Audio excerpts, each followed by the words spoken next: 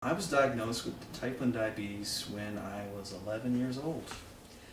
Quite a shock. I remember sitting in the doctor's office with my mom in early January, and I was told that I had to take needles for the rest of my life. I didn't know what to think.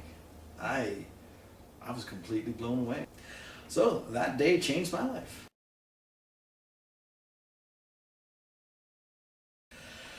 I guess I was overwhelmed. 11 years old, all of a sudden I'm putting 4 needles in my body a day, and I felt different. I was not like the other kids. I couldn't have candy. I couldn't really have ice cream. I really just couldn't get up and go somewhere for fear that I would be stuck somewhere and have a low blood sugar, or be stuck somewhere and not have insulin to give myself for the next meal. And so there's a constant, I don't know if fear would be the right word to use, a concern, an overarching concern that something may happen.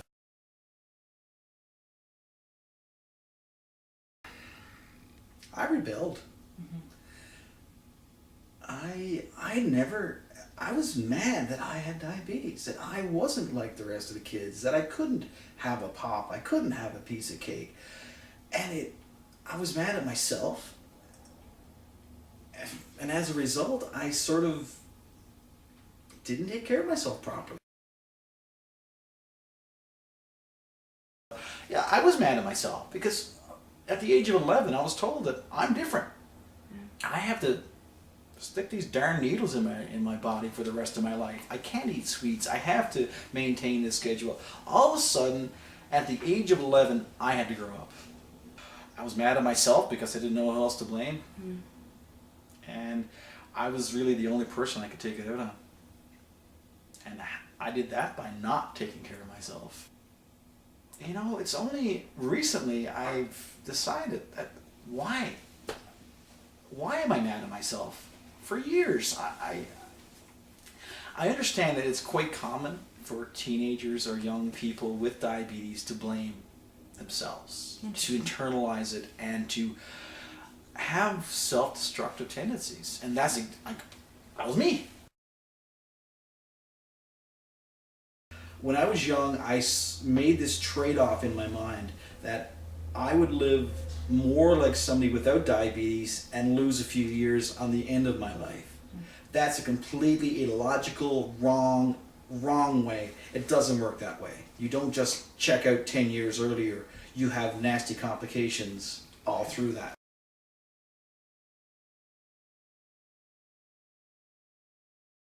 I didn't see it because it wasn't ingrained in me that with proper control, education, you can live the most active, successful life as anybody else. So, well, my mom was my world. She really gave me guidance. She never coddled me. She always took care of me, very concerned with me, understanding that I had to take control of what was going on. She gave me guidance. Actually, my mom really did promote me to do it. The teen years are tough, I was a teen. right? I knew it all. She knew nothing, but I know it's not true. It was October 1st, 2011. I woke up in Foothills Hospital. Tubes running out of me. And it was at that moment I knew I had to make some changes. I had a heart attack. I was rushed to the hospital. I had a couple of mental stints in my heart.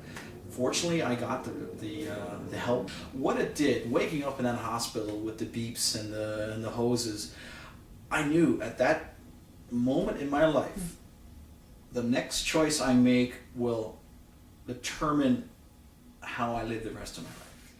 And at that moment, I said, enough of this. I got to take care of my life. The first thing I did is said, I need to take care of my diabetes. Really a fundamental change in attitude. Wanting to understand where my level of control is.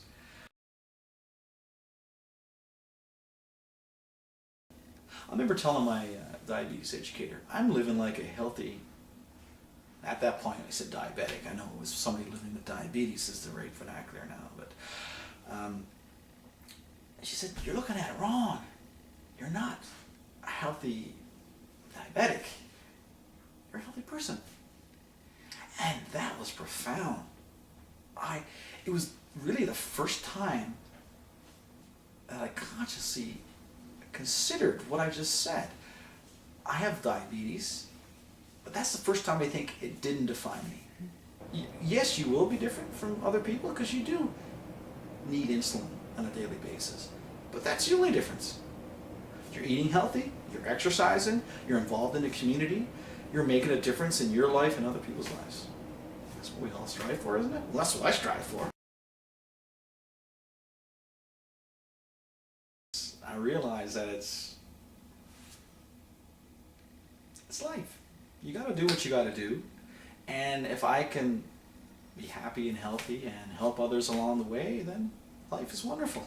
I've come to accept, really accept my condition, and realize that with proper control, it's not going to define, well, it doesn't define me anyway, but with proper control, I live my life as anybody else would. And just, exercise, moderation, balance, that's really what it's about.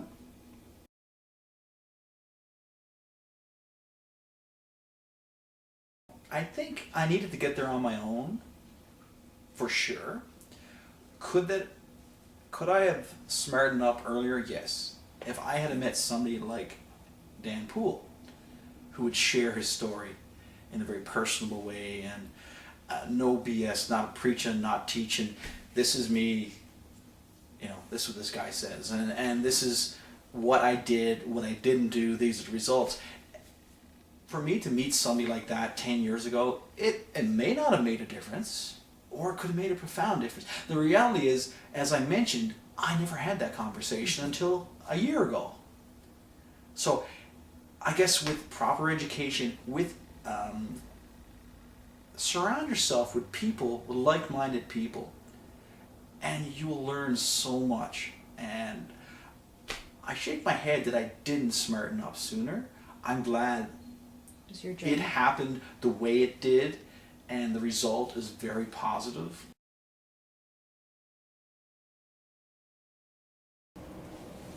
What I would say to parents with kids with type 1 diabetes, just let them be kids, but give them some guidance. Be insistent when you need to be, when they're not listening, and ease off when they're taking good care of themselves. They're going to mess up, you're going to mess up. We're people, we're human. These kids are going through some big changes, and they have a lot of responsibility, more so than the average teenager. Don't cut them too much slack, because as I mentioned, had glucose monitoring be promoted a little more, it could have made a huge impact in my life. You gotta be supportive, but realize that they're kids. They need to be kids, because if all of a sudden it's all about education, it's all about control, it's all about snap, snap, snap, snap, snap, then do what I did. You push back. You will not get the desired result. If I can make a difference in one person's life who deals with diabetes, who doesn't have to go through the steps that I went through to become healthy. It shouldn't take a heart attack or a lack of control to give you the incentive to take your life back.